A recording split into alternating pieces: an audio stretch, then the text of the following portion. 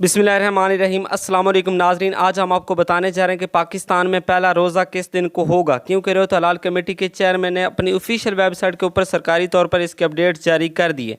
पाकिस्तान में कितने बजे तक इसका ऐलान किया जाएगा, ये तमाम तफसीलात हम आपके साथ शेयर करने जा रहे हैं।